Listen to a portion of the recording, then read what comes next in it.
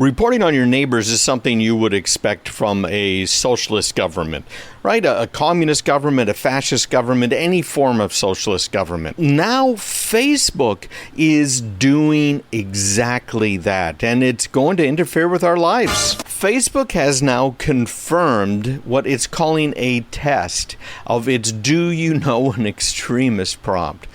And that's got me really rather worried. And it has a lot of other people worried as well. I was talking to a friend of mine who is also in the media biz who was saying just over the last couple of weeks, he's received this a bunch of times. And I mentioned this to another friend of mine who is not in the media business, and he said that he got it as well. And he said his was, "Are you an extremist?" Which I think is interesting. First of all, extremist is not defined. And of course, with these people who are monitoring accounts on Facebook and elsewhere, their definition of extremist is going to vary. The definition of an extremist by the government's going to vary.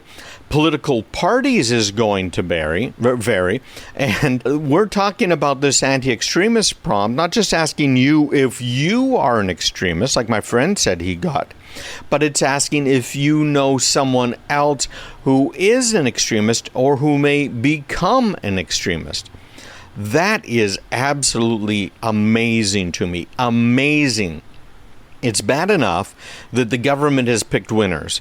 It has this whole Section 210 you've heard about before in the FCC rules that says, well, you know, if you're Facebook or Google, no one can sue you for anything that you do.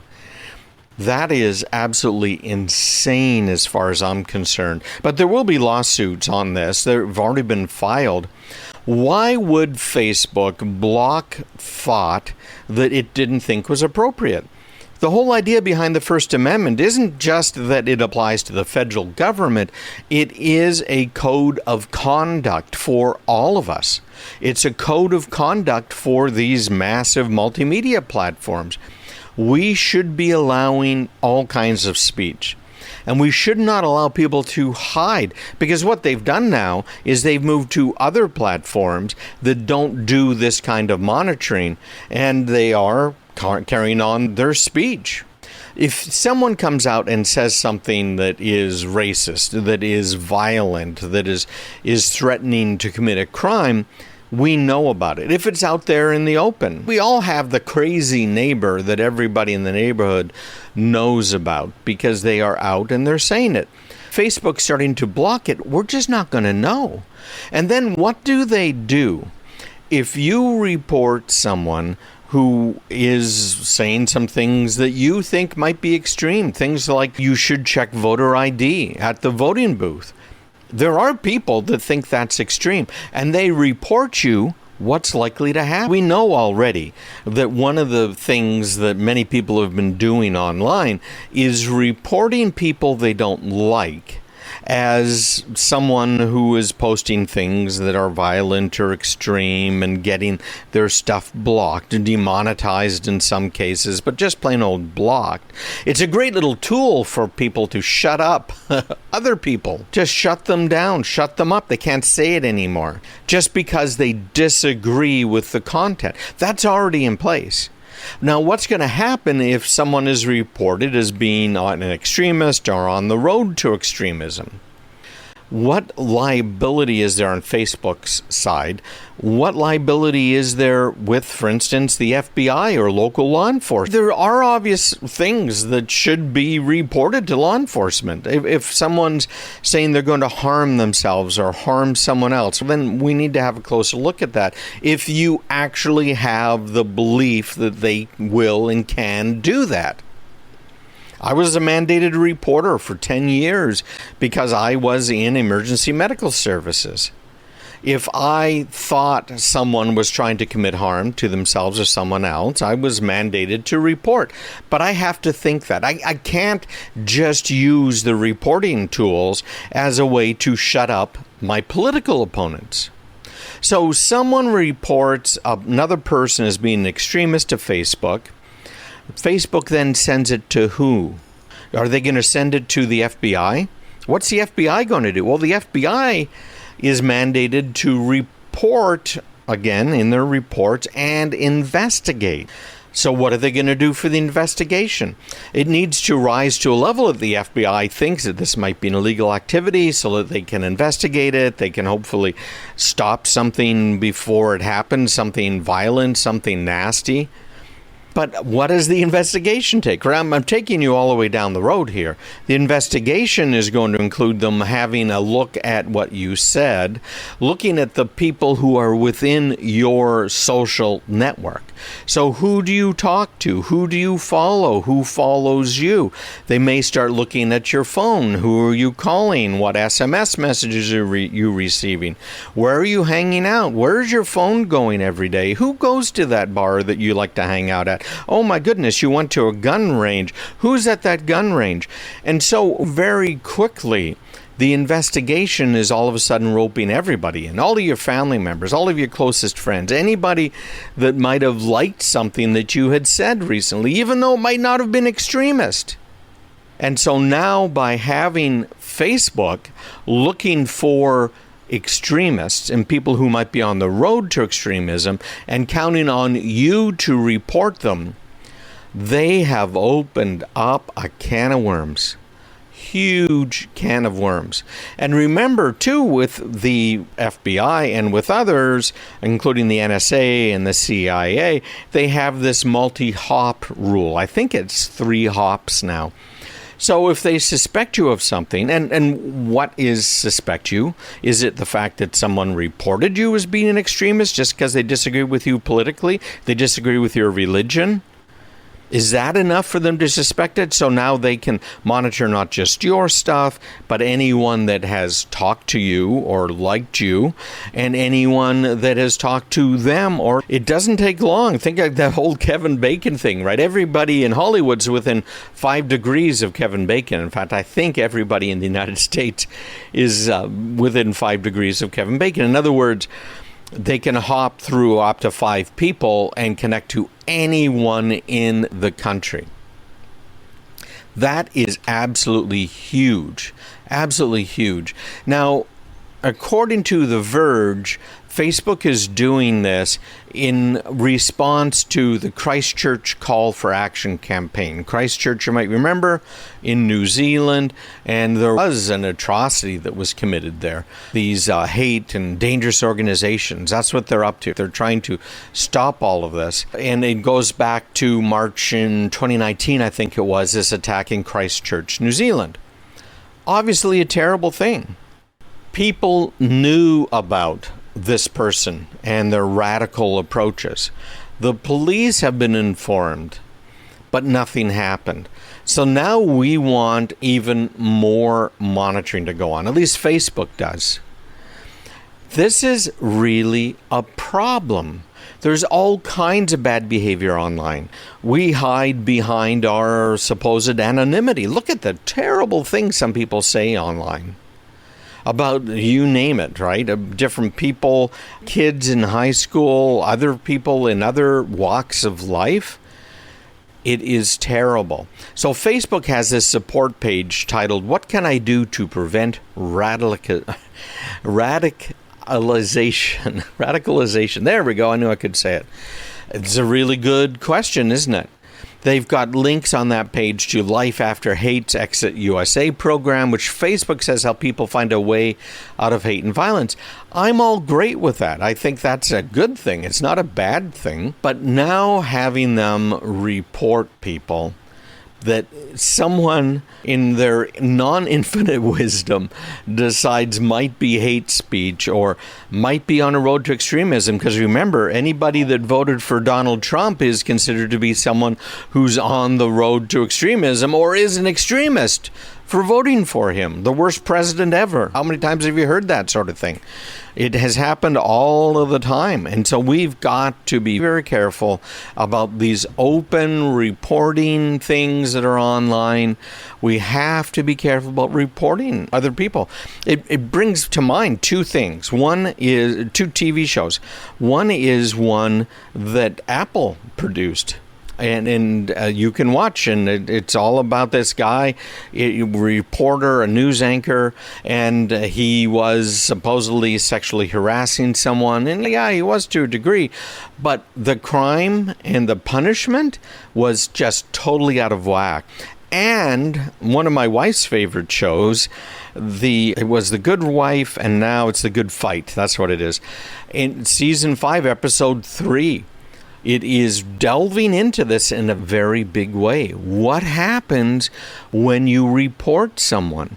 Should they be reported? You got to think twice about that. Even when, again, I was in EMS, what happens if I report someone? Potential neglect, potential child abuse here. They can go through hell, so be very careful. I don't like this move by Facebook. But you probably figured that out already, right? Hey, stick around. We got a lot more to talk about today. And I also want to encourage you, if you haven't already, go to my website, sign up for the newsletter, craigpeterson.com/subscribe, and get all of the latest and most important technology news in your mailbox. We're all excited about the upcoming Olympic Games, and so are the hackers. Oh my goodness, I just finished reading a report by the Cyber Threat Alliance about what they're expecting to happen at these Olympic Games in Tokyo. The Olympics have always been a huge target when it comes to the bad guys. You might remember there have been abductions at the Olympics before where some of the Olympic competitors were held at gunpoint. Of course, we're not going to forget that one anytime soon. And looking back through the last few Olympics, there have been many different types of attacks, some more successful than others, frankly. But looking at this report, they were talking about the 2008 Beijing Olympics. The attacks then were relatively limited. There were about 12 million cyber alerts per day. Now, this is part of the problem with cybersecurity. You get so many alerts. What do you do? How do you respond? And none of those 12 million cyber alerts per day resulted in a successful attack. Now, that's back in 2008. There were some scams, like ticket scams there always are, but nothing big. The next one was the London Olympics in 2012. And the London Olympics, they had pretty much low-level attacks, and they didn't result in any real high-impact cybersecurity event. And the most significant event back in 2012 was evidence of a credible cyber threat against electrical infrastructure that was, of course, in place for those Olympic Games. There was a distributed denial of service attack on the power systems. Nothing much really happened, no real impact. Then 2016, Rio de Janeiro, they were starting to pay more attention to cybersecurity for very good reasons, frankly. There was a large-scale denial of service attack that was carried out by this botnet. Let me explain what that is. A denial of service attack is where you might have a website, for instance, that's providing service to your customers. They might be going there to look at your catalog, maybe buy some things. It might be a government agency. It might be an important part of the Olympics in this case, and their critical infrastructure. So denying service means you either knock it off the air so people can't get to it, or there's also the distributed denial of service attack. Now, DDoS, or the distributed ones, are where you have hundreds or thousands of computers out on the internet all over the place that are trying to get to maybe the home page, maybe the purchase page. And because they're coming from all over the internet, they're very hard to shut down. And that's where we have the botnets coming into play. Botnets are groups of computers that have been compromised by the hackers. So what they do now is they command, for instance, your home computer that you don't even know is under the control of one of these bad guys. Your home computer now issues a request. Hey, give me the home page of Olympics 2020.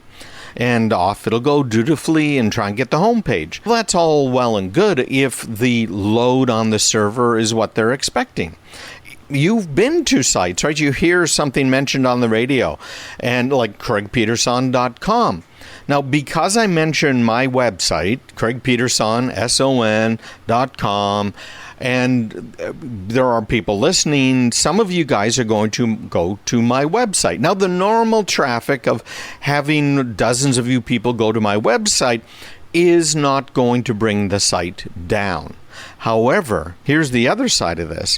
What happens if maybe 2 or 3 times as much traffic as I expect is going to come to the site? I've compensated for that. We should be able to handle that just fine. But what happens if all of a sudden it's 1,000 times what we're expecting, because there's 20, 30, 40,000 computers out there that are trying to get my homepage, or in this case, the Olympics homepage? Obviously, the server is not going to be able to respond, and it's either going to crash or, and I'm sure they set this up the right way, it's going to deliver a message saying the server's overloaded right now, try again a little bit later. And by the way, if you get that message on a website saying, hey, try it in a few minutes, please try it in a few minutes. Don't just hit reload, because that's going to put even more load on that poor little overloaded server. Now, what they had here coming in 2016 at the Rio de Janeiro Olympics was a staggering 540 gigabits per second worth of people requesting home pages. That is insane.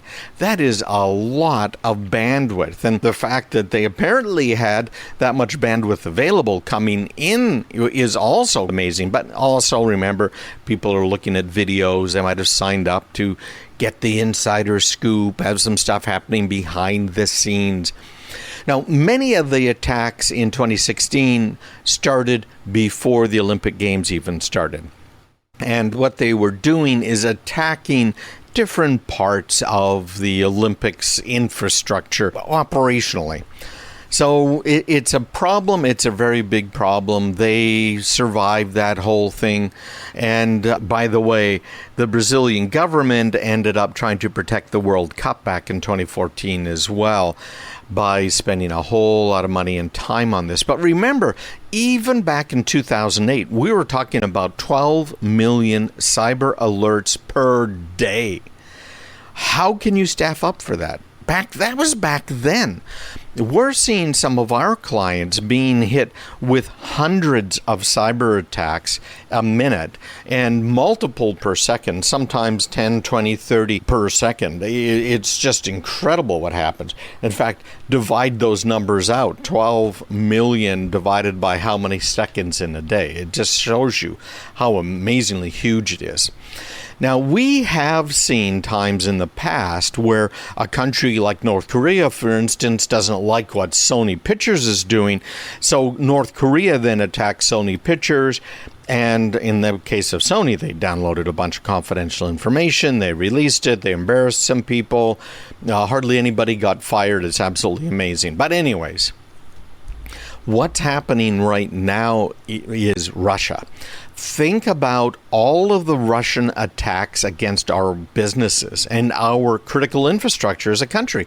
They have been huge, massive attacks. We have now Russia at a point where they are getting massive amounts of angst built up. Why? Because they submitted doped samples in 2019 to the Olympic committees. Yeah, so this was the McLaren reports released by the World Anti-Doping Agency and described what were really systematic efforts by the Russian government to really undermine the drug testing process. We've also seen the Russians in the past, because they've been caught doing this, and the Chinese as well, putting in some of the competitors, particularly into things like gymnastics, that were too young to compete based on the Olympic rules that were in place. So we had all of this happen during and after the 2014 Sochi Winter Olympics. Guess what? Those restrictions on their athletes are still in place, and in place in a very big way. They will not play the Russian national anthem at the ceremonies at the Olympics, and they will not allow the Russian flag to be carried. In fact, their athletes have to carry a neutral flag. So expect some serious attacks from Russia against the Olympics. And remember, the Olympics, there are no spectators. Everybody's going to be watching this thing online. So it's going to be interesting. We'll keep an eye and let you know how things go. Stick around and visit me online, craigpeterson.com. We have really in front of us a critical warning. We're trying to figure out what should we do in order to stop people from attacking us. That's a problem. What should we do? Many of us have gone out to managed services providers, and now they have let us down. You heard about the Kaseya hack. It has been a huge impact on people. It's absolutely crazy. You heard about 1,000 companies that got together and they have hired a negotiator in order to negotiate the ransom with the bad guys that have ransomed their data. It is huge. It's huge. But let's talk about why this happened, because I think there are many things that you and I have overlooked here over the years. This ransomware gang called Revil, R-E-V-I-L, has targeted Kaseya customers through Kaseya. But it isn't just Kaseya customers. It's really Kaseya's customers for the most part. Now, your head might be spinning a little bit, but here's what's happening. I'm a business owner. You guys know that, right? Now, let's say that I don't do cybersecurity for businesses. That's what I do. But let's say I make widgets. I, as a widget maker, do not have enough knowledge about computers to really do it myself. So let's say I've grown and I've got 20 employees. The odds are very good that my office manager is the one in charge of the computers. The office manager probably orders computers, probably tries to figure out what's going wrong. By the time I'm at 50 computers or 50 employees, I've probably got a full-time IT person who goes around and tries to take care of things. But before I've got that full-time IT person, I'm probably going to outsource it. And by the way, a lot of companies, it's more like 100 to 200 employees before they get someone who's really dedicated to IT. So that awkward teenage stage between where the office manager is trying to do it and finally the office manager can try and hire an IT professional is where they go and outsource it. You talk to various types of companies, what are in the industry called break-fix shops. That's usually the first stop, which is calling them up saying, I've got a broken computer, can you fix it for me? And maybe they can, maybe they can't.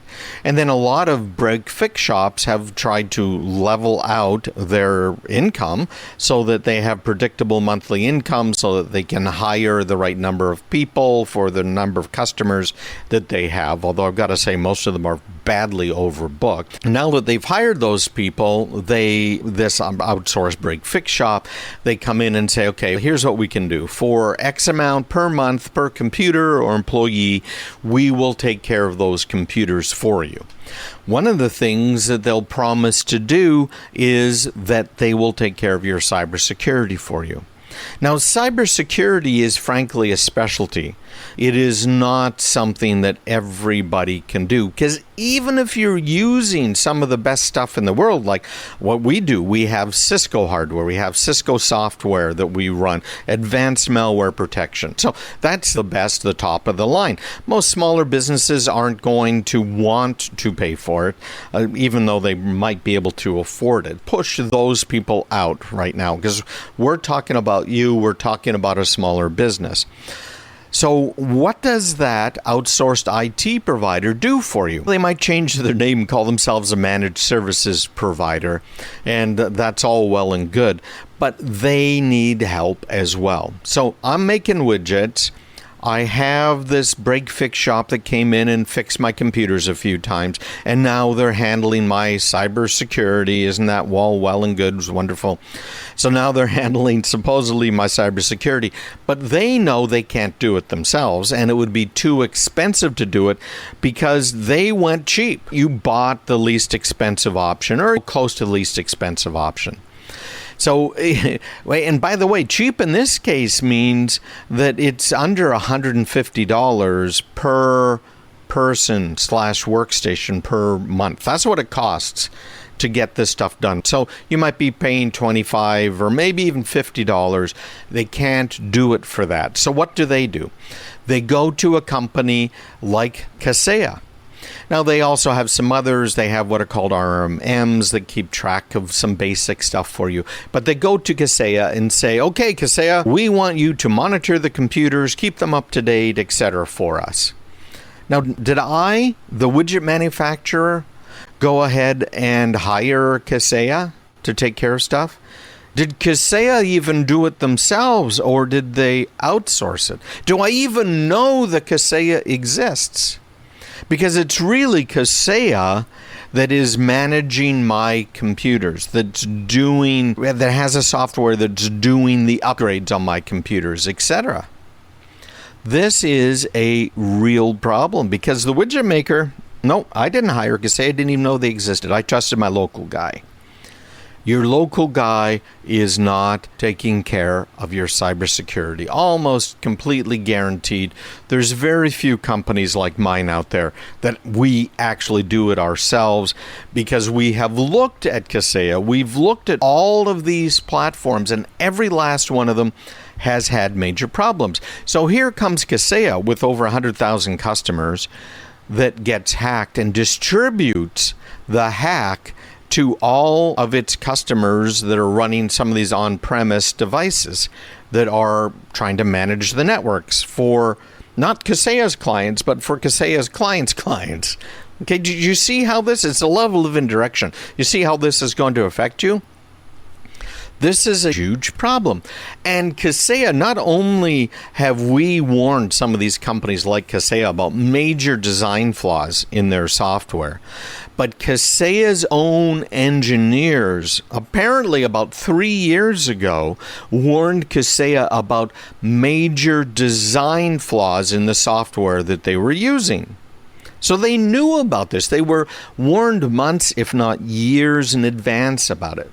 So what does Kaseya do? They're concerned about profit and features, so they just keep adding features as alleged by their former employees instead of fixing the security problems, because it would be too hard to fix, take too long, cost too much, and it isn't going to increase our revenue.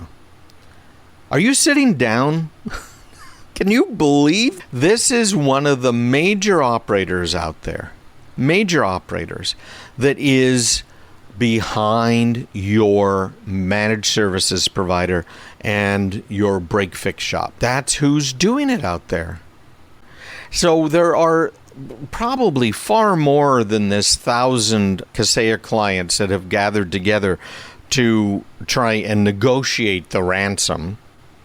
And I've got to say, I would be extremely disappointed if Kaseya customers didn't gather together and sue them in a very big way, particularly since people claiming to be former Kaseya employees are saying they warned the company about major flaws in their software, and that is what hit all of Kaseya's customers.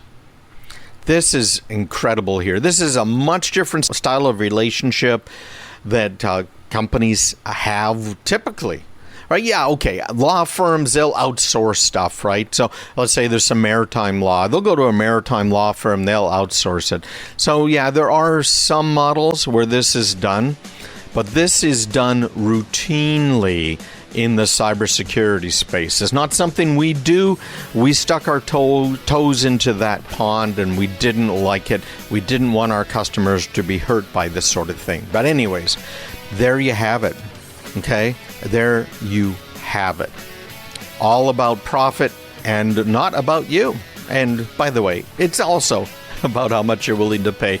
Did you know that Amazon has a new CEO? I remember back in the 90s, I pledged that I would never use Amazon again because they filed and were awarded a patent on technology everybody was using. Jeff Bezos is out of a job. This is a guy that grew a company that all they did initially really was book sales, and they had a warehouse the size of the Amazon, right? Because they wanted to represent everybody that they had every book ever published. And to a large degree, they did. They had a whole lot of books. And they have expanded, of course, beyond that and beyond that, to the point today where they are doing some, well, again, shady things. I mentioned in the intro that I was concerned about what Amazon was doing with patents. They got a patent on this one-click purchase. Now, I have been a fan of patents for a long time. I do not like the patent law as it exists today, and in fact, I haven't liked it for quite some time. But this patent law, where you don't have to show that there was no prior art, and frankly, that prior art does not matter at all, I think that's a huge problem. And I've had a number of patent attorneys on my show talking about it and talking about what we may want to change. Jeff Bezos grew it to today where it really is the number one provider of online services as well. You might, in fact, almost certainly are using Amazon's services, whether you realize it or not. You go to most any website, any of the big ones, they're probably using Amazon's web services. They're probably using Amazon storage. And Amazon has dozens and dozens of different services now. So it's a very big deal. And Jeff Bezos, who's the guy that started all of that, stepped down, I should say. Now, it's rare that the founder of a company ends up taking the company public, beyond public, basically. That just doesn't really happen because all of a sudden when you're public, your whole job changes.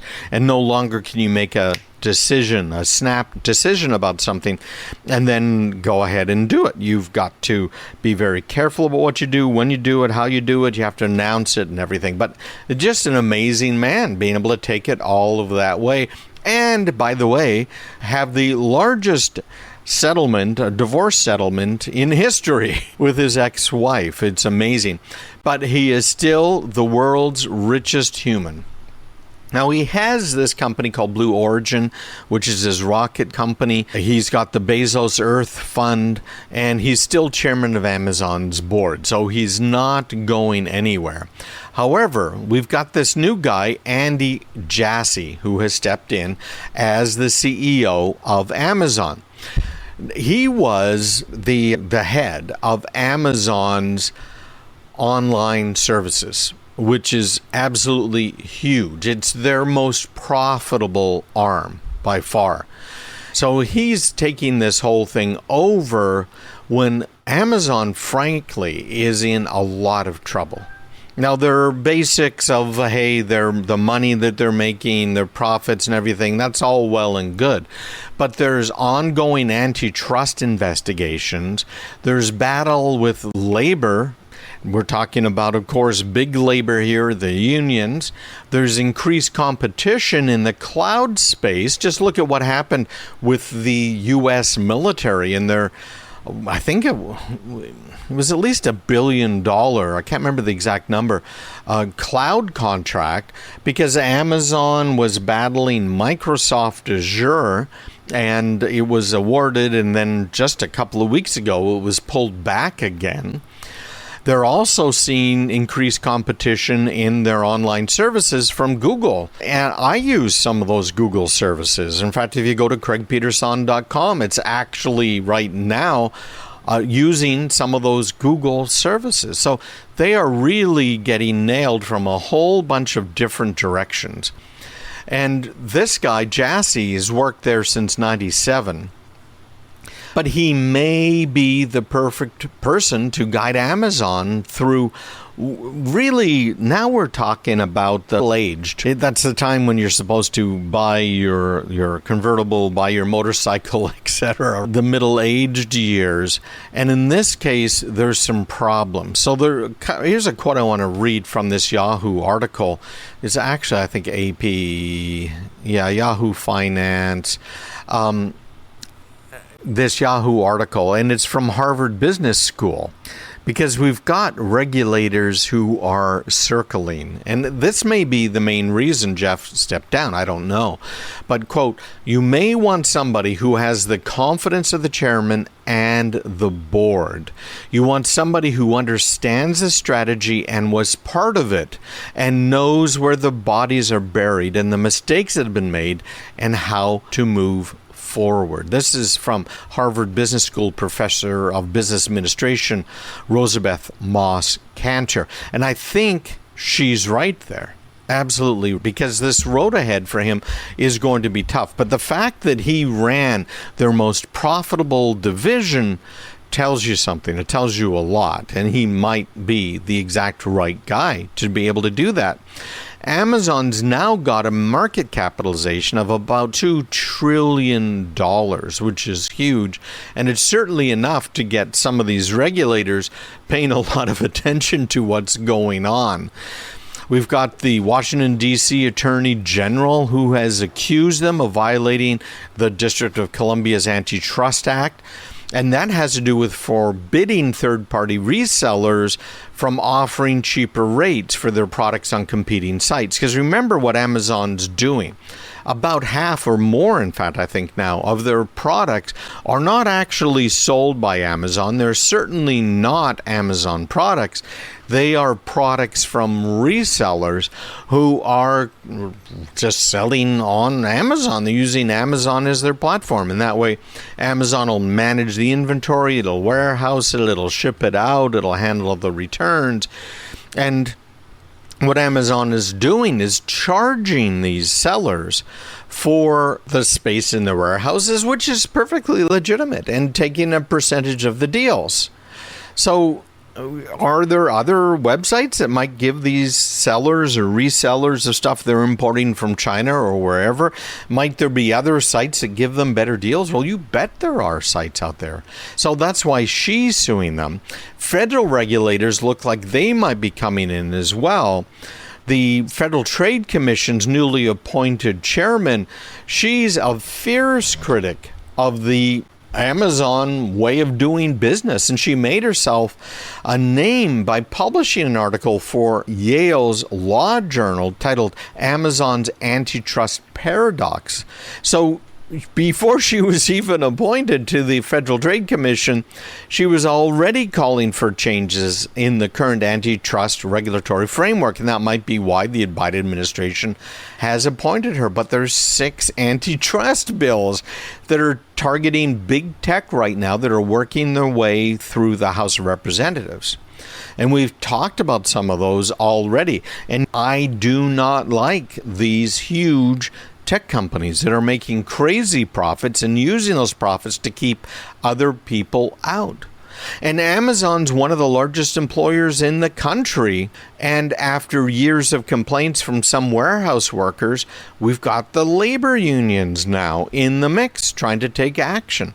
Now, I don't have a single problem with labor unions. Well, some of their tactics I have problems with. I don't have a problem with labor unions in the private space. I have a huge problem with them in government space, and we could talk about that at some point. But I don't have a problem with them trying to organize. inside Amazon. So the International Brotherhood of Teamsters, remember the guys that drive the horses? They announced that they're going to begin working to organize Amazon workers. So that might succeed. There was another one in Alabama that had failed. So are you getting the hint here? This is huge. It's huge. By the way, Amazon's offering warehouse workers starting pay at $15 per hour plus benefits. So that doesn't seem too bad if you ask me. But again, with the pandemic, all of the stuff going on, there have been a lot of calls for Amazon to, quote, treat its workers better. So we'll see. We'll see what happens. Other problems with Amazon that we've talked about before are things like fake reviews. You and I, we look at the reviews. It's critical in us buying things, isn't it? We look at the reviews and say, wow, jeepers, there's 500 reviews here and it's 4.5 stars. Okay, so I can have confidence that this product is good. It's going to work. And yet some of these sellers, what they're doing is bribing people to give a good review. So they'll say, hey, you buy my product, and then they send the product, and along with the product is a little note saying, hey, if you give me a review and send me a link, I'll send you an extra battery or whatever it might be. That has been a real problem for Amazon. Even worse than that, because at least those people might give an honest review, right? Worse than that is that some of these reviews are paid for. So some of the sellers, it's alleged, are going out there, they are hiring people and paying them to give reviews. Now, those ones are very obvious. If you look at the reviews, so don't just look at there's 500 and the average is 4.5. Look at some of the reviews and the wording. So I've seen reviews where it was for a massager, and it was talking about what a great set of wheels it has on it, and they work really well, and it's very smooth when you're out riding it on the trails. Wait a minute. We're talking about a massager here. We're not talking about a bicycle. So that's one of the ways to tell if the reviews are fake. They don't even talk about the product at all or any of its real features. The other one is look at the wording, because most of these fake reviews don't use English so good. All right. Okay. Thanks for being with me. I want to make sure you stick around and visit me online in the meantime. Go to craigpeterson.com. If you sign up for my free newsletter, you'll be getting that every week with all of the details. I'll try and catch you up, and you can listen to my podcast right from there. craigpeterson.com. That's Peterson with an O. If you're looking to buy a used Google Pixel 4a, I got some news for you. The FBI has been very busy, and they've conned the con men. I love this story. The FBI has been trying to track bad guys for a very long time, and there have been a number of ways they've done it. We know, obviously, about phone taps, right? We've seen those before. The old days, I don't know if you've ever been to one of the original telephone switching stations. Well, not even original, but the types they had in the late 60s, early 70s. I remember going to see one, and all of these switches were just going clack, clack, clack, clack, clack, clack, clack, as people were dialing the phones and everything. It was just so cool. And back then, in order to trace a phone call, what they had to do is find the original source. So they would go to that row, that column, that exact little unit that was hooked up directly to your phone, and then they would see, okay, this is in position this, and then go to that next switch, okay, position that, next switch, position that, and go all the way through. That's the really older days, not the old days where you had somebody that was at a switchboard doing it. Nowadays, of course, it's all done by computers. The telephone company turns your voice into a digital signal, and it's usually done right in your local neighborhood. It isn't even done at the central office anymore. So by the time your voice is outside the central office, it's digital, it's hauled on, nowadays, even partially an internet protocol network. They used to use different protocols back in the day. And so it makes it quite easy for them to tap your line. Now, of course, there's the legal side of this. Do they have the legal right to do it? Do they need a court order? What kind of a court order do they need? Right? All of that stuff. But that aside, it's very easy to find out where a call went, where it came from, and to listen in, because it's just digital data. It's completely copyable with absolutely no particular problems at all in copying it. Last month, the FBI and the Australian Federal Police acknowledged that they had indeed been working on this encrypted device. And the company was called Anom, which is a fake company. And Anom sold 12,000 smartphones to criminal syndicates around the world. That's the wording that the police used. So these were being sold as secure devices. They did things like they removed the cellular modem functionality. They changed the boot ROMs. They removed the GPS. So the idea was, hey, you, Mr. Bad Guy, you can use one of our Anom phones, and it's using a special version of the Android operating system, and you can send messages back and forth. It's a completely secure messenger service, end-to-end encryption, right? Like we're always being promised. And so what happened is bad guys started referring other bad guys to this, right? Because if they wanted to talk to the other guy, they both needed these Anom phones. Otherwise, they wouldn't be able to talk to each other. And so they were recommending the use of these phones to their friends that were in the illegal businesses as well. So this, I'm just chuckling. This is so great. So the FBI weaponized Android phones, at least this particular model of it. And there's a whole community in the Android world. It doesn't exist in the iPhone world because it's much harder to do in the iPhone world, but they call themselves the modding community. And so they'll get a phone from some vendor, they'll make some changes to it that lets it maybe change networks or do other fancy things. So the FBI used some of this technology, the modding community, and did some just amazing things with this custom ROM. Now, you're going to love this part, okay? So when you boot this phone up, this is according to Ars Technica, the phone will have, of course, a little boot screen. And the FBI's custom ROM here, which is the bootloader as well as other things, but it showed an Arcane OS boot screen. That's the name, Arcane OS. And it replaced the normal Android distribution that comes from Google with the FBI's Arcane OS screen. It's just absolutely phenomenal that these guys would do this and would fall for it. So the FBI told the criminals, alleged criminals, hey, these are secure devices. They're really focused on security. And there is a PIN scrambling fee. What would happen is on your phone, you might enter a PIN. Some phones you might use a fingerprint or you might use a Face ID. This was a security feature. And what happened is normally you've got 1, 2, 3, 4, 5, 6, 7, 8, 9, 0. And you type in your PIN and off you go. What this did is it scrambled it. So it might be 9, 2, just to scramble the digits up so that when you enter your PIN, you're not always touching the screen in the same place so that people could not guess your code from the fingerprints you were leaving behind.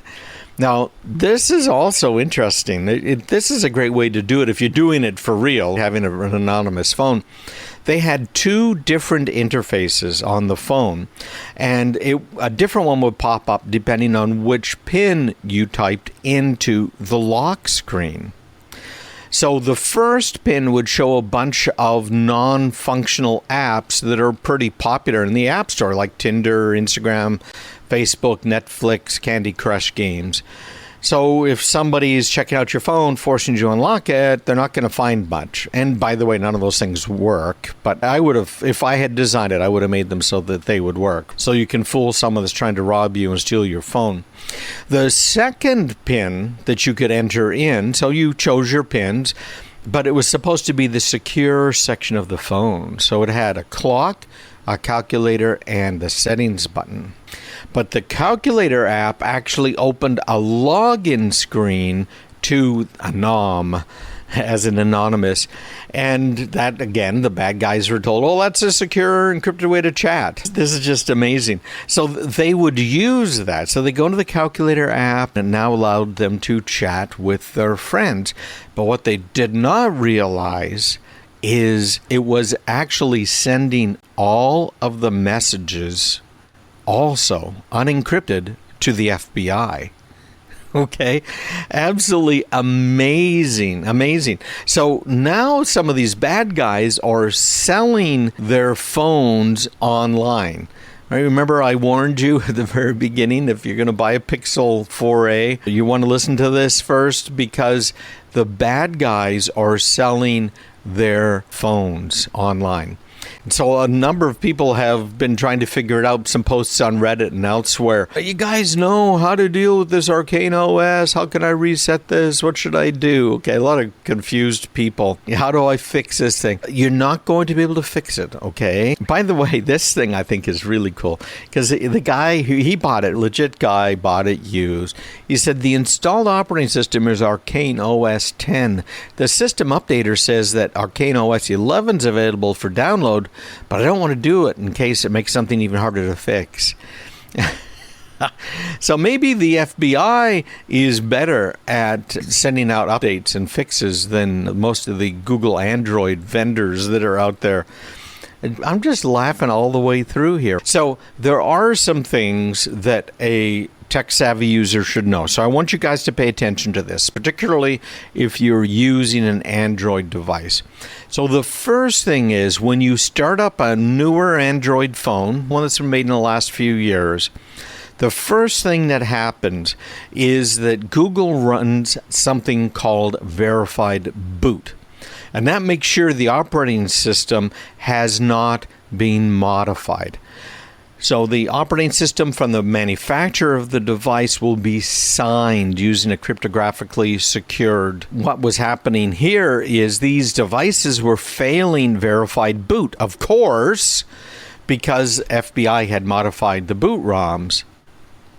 And if your device fails verified boot, your Android device either could be an unlocked bootloader or a relocked bootloader with tampered software, it's going to show a message. And in this case, the FBI devices just have a message that says, your device is loading a different operating system, complete with their yellow exclamation point icon and a link for Google support pages. Absolutely phenomenal. And by the way, the article, I'm sending this out in my newsletter, but it says operating system changes, Google has a notice. So it sent them to the legitimate Google support page.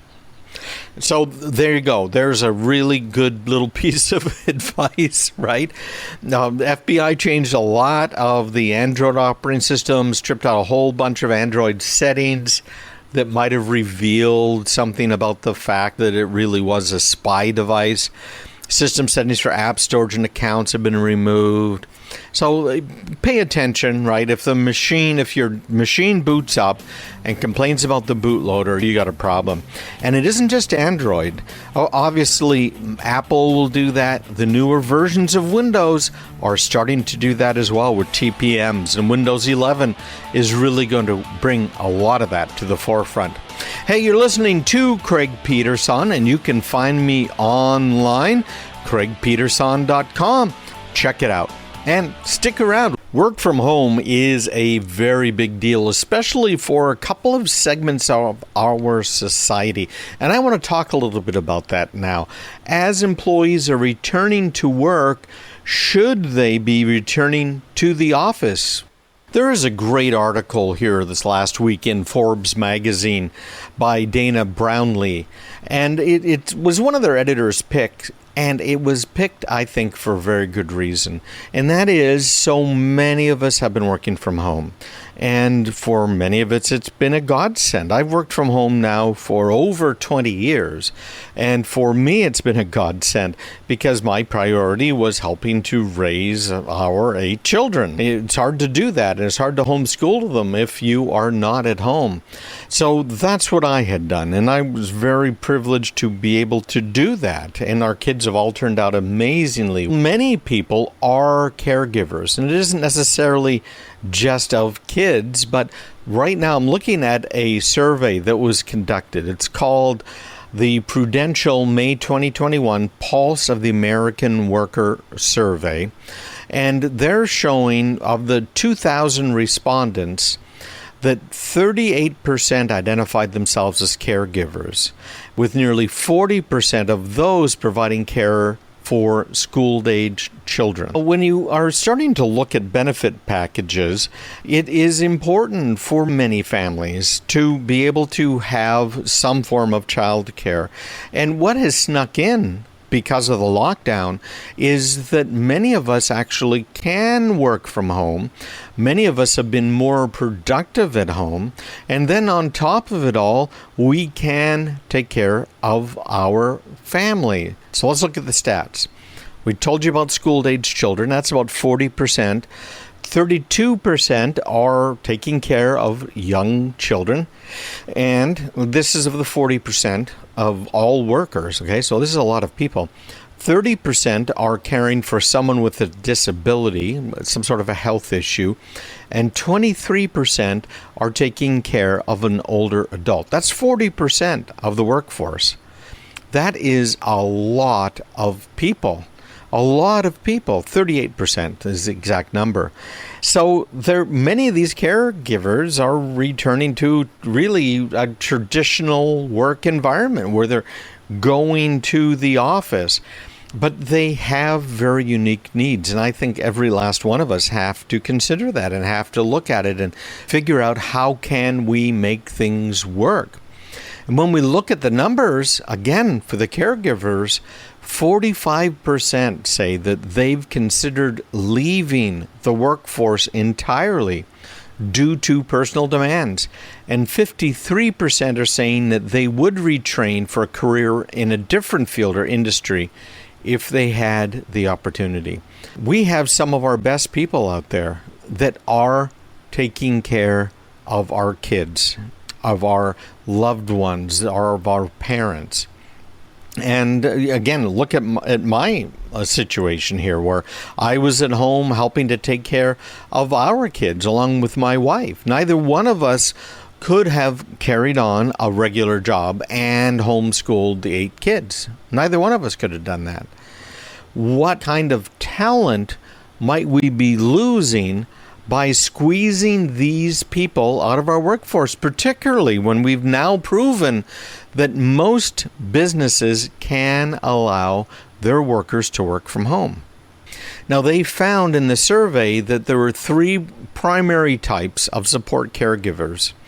And these types are looking for different types of flexibility. Number 1, they're saying 42% wanted increased workplace flexibility. Now that makes a whole lot of sense, right? So they can work from home. Maybe some of your best employees are people who want to work in another part of the country. I have a friend, his brother-in-law is a real good programmer in this one particular type of programming. I think it's Salesforce. And he is living now in a completely different country on the other side of the world, and yet he's still doing programming for these people here in the United States. Talking about workplace flexibility, he is sitting over there not far from China and is enjoying himself. He loves it there. And of course, his costs are much lower, etc., etc. So consider that, not just that they might be working from home, but maybe they want to take the kids over to Europe and live there for 6 months. There's a lot of things people want. So that's 42% of our people that are working, okay? Increased workplace flexibility. The number 2, increased paid time off, 38%. Again, something we got to seriously consider. Now, I know how hard it is to be able to fill in for someone that's on vacation, or maybe they're caring for a loved one, maybe they just had a baby, etc. But it's very important when you get right down to it, because again, who's better for raising our children, us or a stranger who's going to more or less warehouse them? You have to keep a look at that. There's a great article from the Harvard Business School. It's titled, "COVID Killed the Traditional Workplace. What should companies do now?" That's a very good question, because now the lockdown is mostly behind us. Executives can't expect the offices to run the same way they did, people to come in and do the same things that they always did. But in reality, Harvard Business School faculty members are saying there are ways to keep our employees happy and productive. And that is exactly what we're talking about. Now, for many caregivers, I should say, paid time off is more valuable than a pay increase. And that's particularly true for those who are at the higher end of the pay scale. It gives them a lot more flexibility. They can get away sometimes from all of their responsibilities and obligations, which is just so important. Here's another one. This is a jobless survey from CNBC. The article's entitled, "Here's How Much Money Workers Would Give Up for Better Work-Life Balance." And they go in that particular article and say that the average worker who says they currently have work-life balance, it would take an extra $10,000 in pay per year for them to give up their personal time. I'm not sure that's right. I think it would be a lot more than that. And it also says just 30% of workers said they'd give up part of their pay for better work-life balance, and the threshold varies by the type of worker. That's where we, I think, really get into it. Now, so those are the first two. The third one is 37%. So these are all within 4% of each other. Greater commitment to health and well-being. Now, I've seen studies before that are saying businesses that put in a gym and put in workout rooms, etc., they never actually see them used the way they expected them to be used. And I don't think that's what people are talking about here. But we really are thinking a lot more about health and well-being, since so many of us have been scared because of the COVID outbreak. Maybe I should be paying more attention to our health. But we also have the mental health. Look at all of the problems we've seen from so many mental health issues because of the lockdown. So Harvard again came out and said for employers, it means that we need to signal the health of facilities. It's crucial to attracting people back. So again, the right kinds of air filters, the right kinds of lighting, make sure people feel safe while they're in the office, and maybe cut back the number of days that they have to be there. Hey, stick around. We'll be right back. We've got a lot more to cover. You're listening to Craig Peterson, of course, and visit me online, craigpeterson.com. Hey, we got another emergency patch out from our friends at Microsoft. And in this case, it has to do with printers and remote printer access. Do you have employees working from home? Microsoft has their big monthly patches that they release. They also have weekly patches that they release that are for slightly more critical vulnerabilities. And then they have patches that are released because there is a severe problem going on right now. Well, that's what we are staring down. There is a vulnerability called Print Nightmare. And this is located in the Windows Print Spooler service. Now, the Windows Print Spooler service is what it sounds like. This is the service that handles all of your print jobs.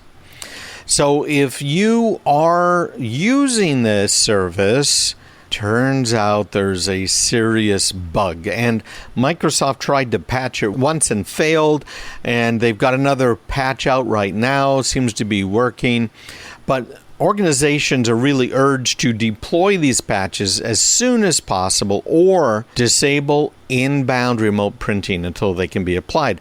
So that's why I said if you have people who are working from home, because many of us turned on remote desktop, and you better make sure that's properly patched up so that people could connect in and get a desktop. Although Microsoft has an interesting solution that is going to be announced in early August about having your own Windows machine there in their cloud. So it looks like you'll be able to have a Windows machine for about $35 a month. Microsoft will have to keep it up to date. I think that's a very cool thing. But they're coming out with that here very shortly, within the next month or so. We'll see what happens. But this is a problem because if it's exposed to the internet, we're expecting to actually already be seeing active exploits. Now, here's the problem Microsoft's trying to solve. We have 3 different types of patches. You have the monthly patches that they release. You have which are the Patch Tuesday. You also have patches that are released every week, which are more critical, and then these types of patches. These are patches for what are called zero-day attacks. There is nothing normal out there, or regular stuff, that would catch this and stop it. Now, the advanced malware protection that we use from Cisco, it will catch this sort of thing, but it'll only catch it after it's been seen a few times and then identified. Obviously, by now it's been identified, so it's pretty darn catchable. So Microsoft's monthly updates last month included a patch for another vulnerability in the Windows Print Spooler service, and it was initially called a local privilege escalation issue. That means that you had to be on that computer in order to gain access to these advanced privileges and features. Turns out that it wasn't entirely just local. And now there is a new one where it can be exploited to get remote code execution and not just privilege escalation. That means that they can now run programs on your computer, and with privilege escalation, they can run those programs as whomever they might want to do.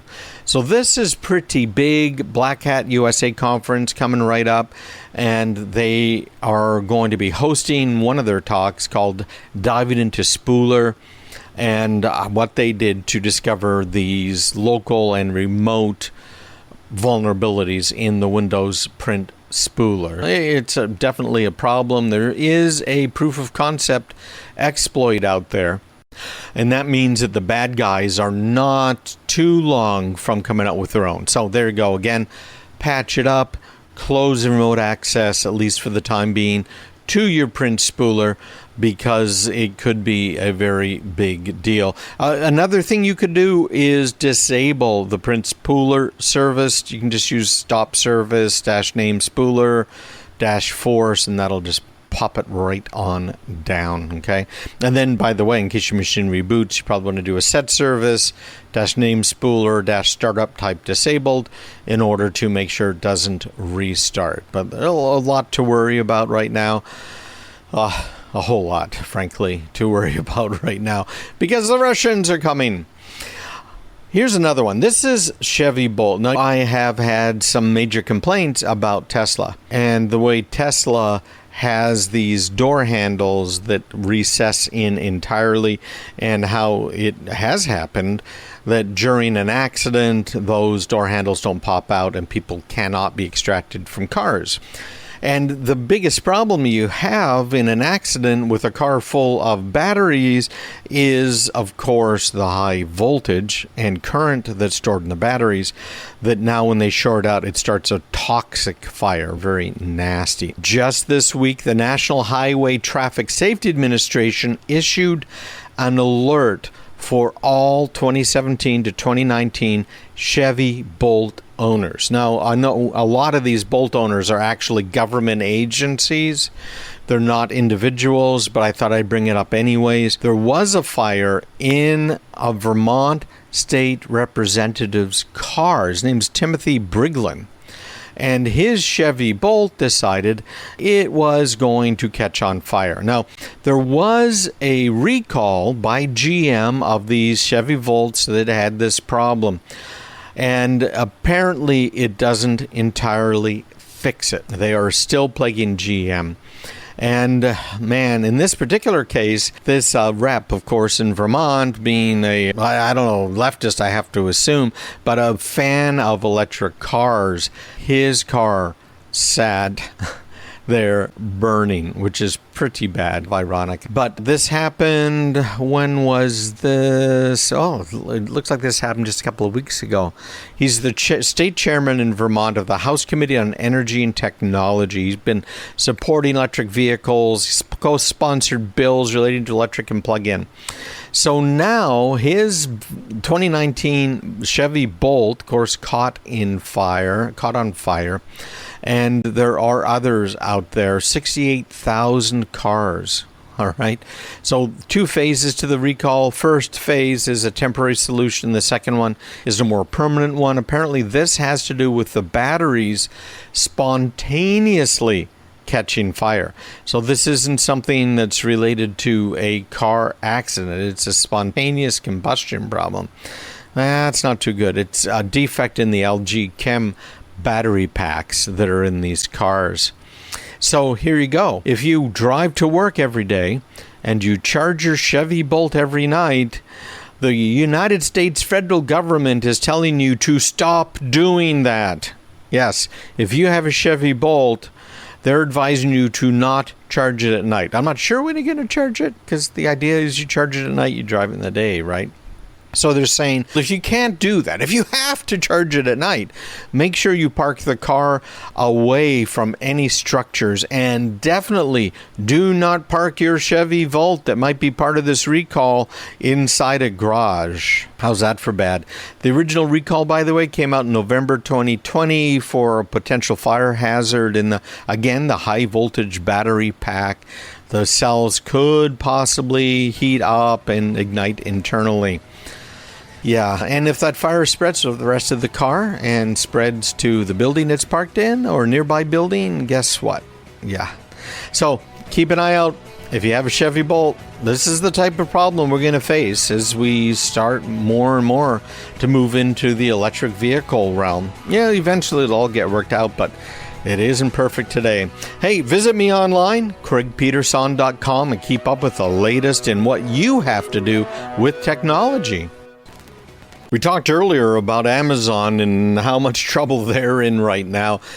Google apparently is in a similar boat. We had just this week dozens of state attorneys general suing Google on antitrust grounds.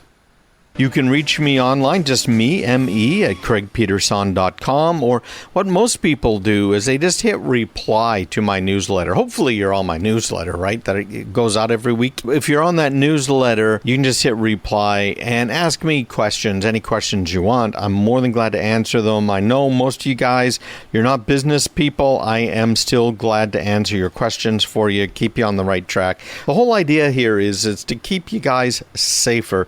And if you're a business person, what the heck, maybe I can help you out as well.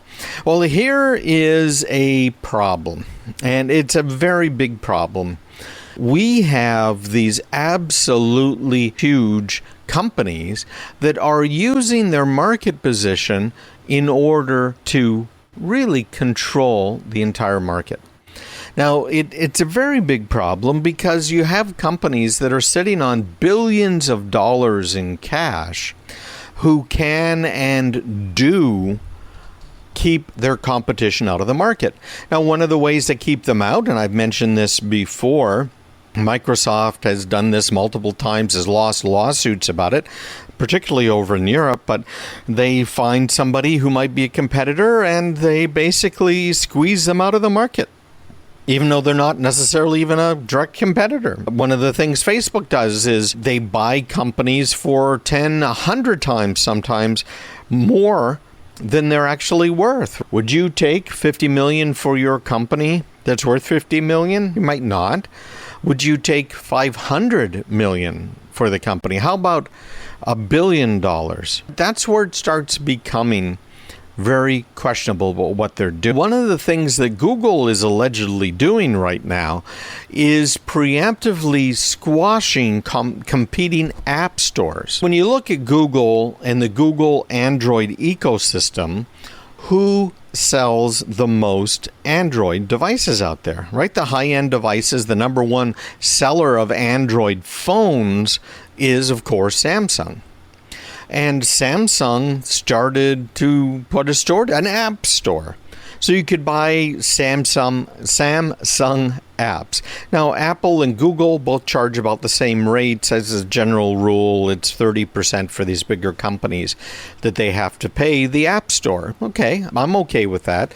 They both spent the time to build the platform, to monitor it, to try and keep the App Store clean. That's definitely worth something.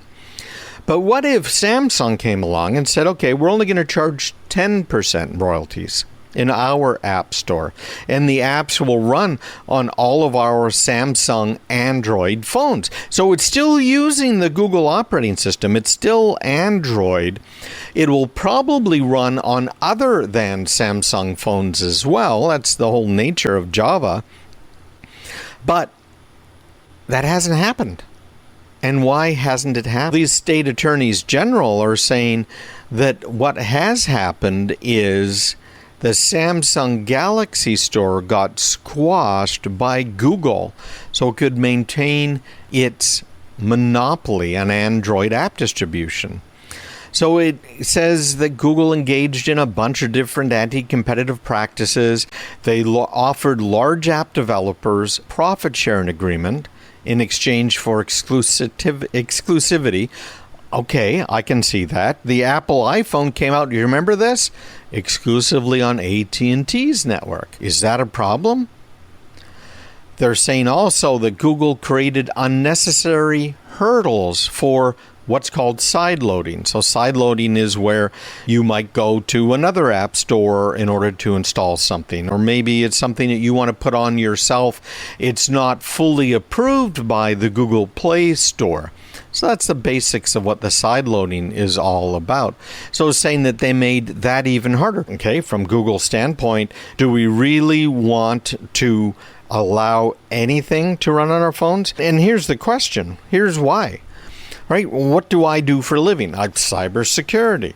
What is one of the things you have to do for cybersecurity? You've got to put in special routers, special firewalls, and software on servers and computers. Whoever touches a computer last owns the next problem. That's been my mantra forever. So if we installed some software on a computer, or we had the customer install some software on a computer, and there's a problem, who are they going to call? They're going to call me, right? Because I was the last one to touch their computer. And at that point now I have to show, okay, it wasn't me, it was this other piece of software. QuickBooks is a piece of junk. You know what? Whatever it is, I'm going to have to justify it. And frankly, I'm probably going to have to fix it. So Google is saying, we don't want all of these app stores that might have apps that are not secure, apps that crash, apps that might cause problems with the Android ecosystem. I think that's perfectly legitimate. Apparently, the state attorneys general don't think it is. And here's the last one. This is a biggie. Attempting to buy off Samsung to limit competition from the Samsung Galaxy App Store. Now, Google's saying that this lawsuit is meritless, and I can see a whole bunch of legitimate arguments on their part. They also said, quote, and this is an article from Ars Technica, it's strange that a group of state attorneys general chose to file a lawsuit attacking a system that provides more openness and choice than the others. In other words, they're taking a jab at Apple there, because Apple is very closed for the reasons I just cited here, that Google, I'm sure, is going to argue as to why they are closed, okay? Apparently, the state attorneys general are saying, quote, Google promised repeatedly that Android would be the basis for an open ecosystem in which industry participants could freely compete. Google has not kept its word. Instead, Google has taken steps to close the ecosystem from competition and insert itself as the middleman between app developers and consumers. Okay, so can you see that? They're also complaining this 30% commission, it's a monopoly rent that unfairly burdens consumers and developers. Okay, well, you could argue that. I don't fall for that one personally. Now, the buy-off is where I think that there's a lot of teeth in this particular lawsuit, because they're saying that we've got the commission rate argument, right? We've got that it's not as open as you said it would be. But these attorneys general have spent a lot of time dissecting Google's alleged efforts to keep competing app stores at bay. And they said Google was willing to offer Samsung myriad benefits and concessions in order to prevent Samsung's Galaxy Store from being built out. Again, is that a huge problem? If you've got a big customer or potential partner coming to you and saying, okay, I want a few concessions here. I'm not going to pay 30%, or I want to have some of my developers in-house with your people so that they can short-circuit some of the problems that always develop. Those are common in the business, period, when it comes to software development. Right? Businesses have, well, we'll use Apple again as an example, Jamf, which is a really great set of software to help manage your devices, JMPF. You might want to check it out. So Jamf had their engineers camp out at Apple's headquarters, apparently for months, while they were working on some of their software for the next release of Apple's iOS and macOS. Is that unfair? Yeah, in a way it is, right? Because here I am, little Mr. Small Developer, and I'm not gaining access to Apple's top engineers and able to send mine out there to live with Apple engineers and ask questions and help them debug my software. But it happens every day. Make sense? So it says, though the Galaxy Store was not nearly as popular as the Play Store, Google feared that Samsung would develop into a strong competitor, especially since the company sells a majority of high-end Android phones in the U.S. Ars Technica says Google was particularly concerned that Samsung would get an exclusive game for the store to attract more users, which Samsung did do in 2018 when it partnered with Epic to launch Fortnite exclusively on the Galaxy Store. And that one move, that one game, that one app cost Google millions of dollars in revenue. So we'll see what happens here. They make other claims in there. Apparently, it even offered, Google offered to white label the Play Store as the Galaxy Store so that Samsung could maintain its branding. All kinds of negotiations. The types of things I've seen before, the types of things that are not particularly uncommon. But the European Commission is also going after them with an antitrust investigation. They've done that a few years ago with this is a problem. These companies are huge, and we don't let them fail. Look at what happened. GM and Chrysler both got bailouts from the federal government. Chrysler got bailouts twice. The free market, you never would have had that happen. The best part of Chrysler would still exist, and those weak parts would have been gone. That's what bankruptcy law is all about. GM, the same thing. The best parts of GM would have remained. We would have probably had better cars today than we have if GM had been allowed to go bankrupt. And yeah, it's going to hurt people, but guess what? It's hurting people right now from the other side. And when I see this happening as well at Google and Amazon, of course, they haven't gone bankrupt, but they both, along with Facebook and a few others, they're both huge, and they control so much of the market. So what's the best way forward? What do you think? I'd love to hear from you. Just drop me an email, me@craigpeterson.com. What is the solution to this? Hey, make sure you get my newsletter. We got all of this information. Of course, a whole lot more comes out every week. Maybe semi-weekly here fairly soon. We'll see how it goes. But go to craigpeterson.com/subscribe. You'll get my free newsletter, and you'll keep up to date on what you need to do to keep yourself safe. craigpeterson.com